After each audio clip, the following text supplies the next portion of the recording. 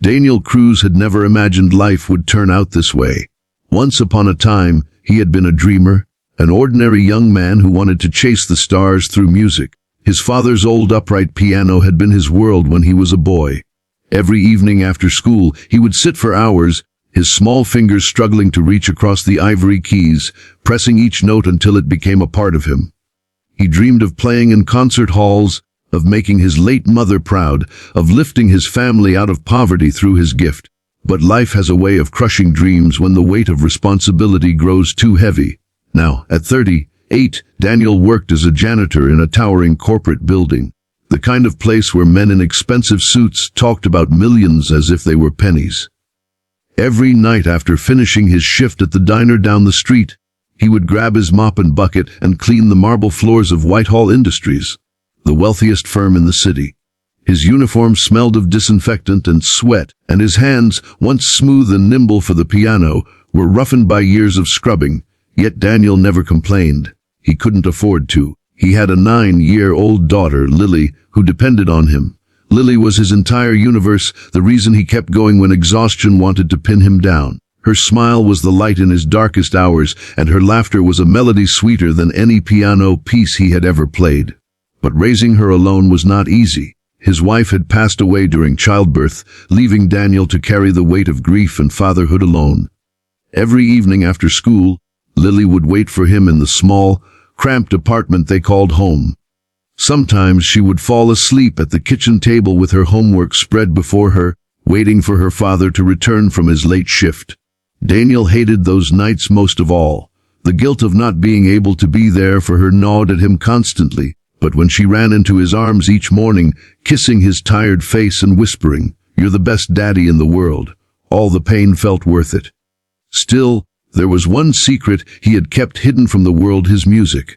In the silence of the janitor's storage room at Whitehall Industries, when the building grew quiet, he sometimes closed his eyes and tapped invisible piano keys with his fingers.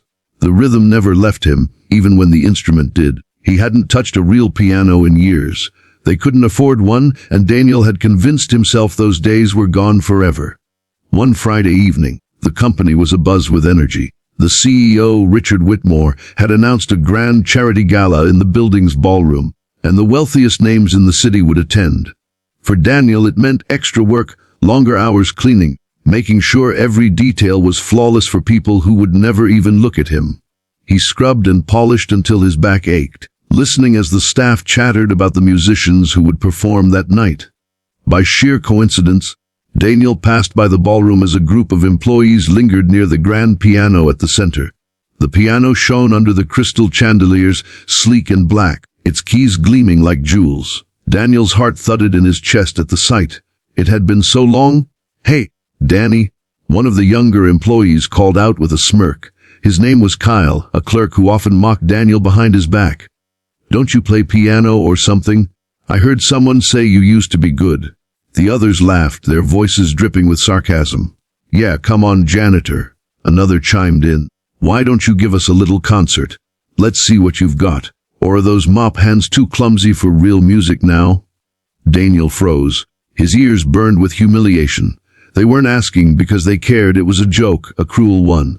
To them, he was invisible, a janitor who existed only to serve. They expected him to stammer and walk away, to feel small. For a moment, he almost did. But then he remembered Lily, her wide, curious eyes, the way she always begged him to tell stories of when he played as a boy. He thought of her belief in him, her innocence that still saw him as a hero despite the world's indifference. Slowly, Daniel set down his mop. "All right," he said quietly. The employees' laughter grew.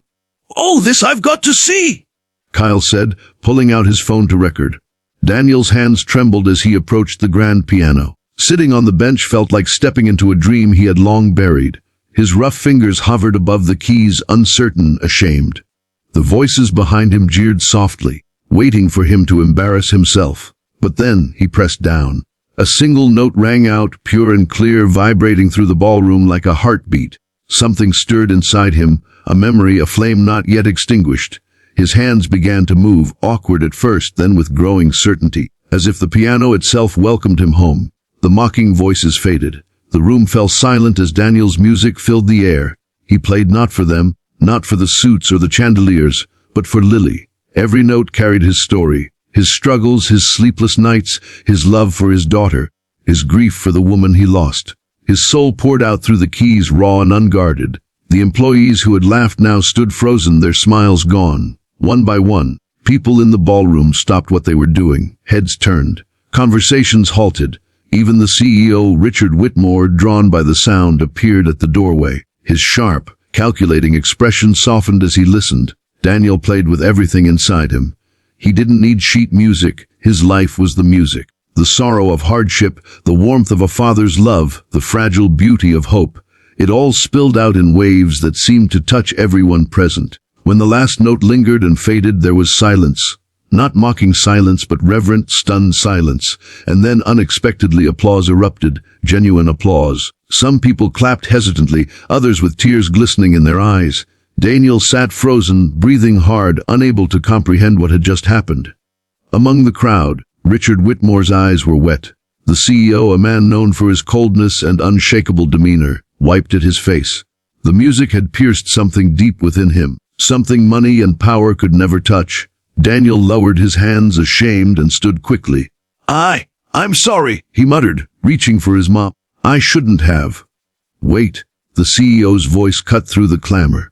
Richard stepped forward, his gaze fixed on Daniel. What you just played, it wasn't ordinary. That was extraordinary. The crowd watched in awe as the richest man in the room walked up to the janitor with respect in his eyes. But Daniel only shook his head. I'm just a janitor, sir. Richard's voice trembled. No, you're a musician, a father, a man who just reminded every one of us here tonight what real beauty sounds like. And though Daniel couldn't yet realize it, this moment, the joke that turned into truth, was only the beginning of a transformation that would change not just his life, but the lives of everyone who had listened.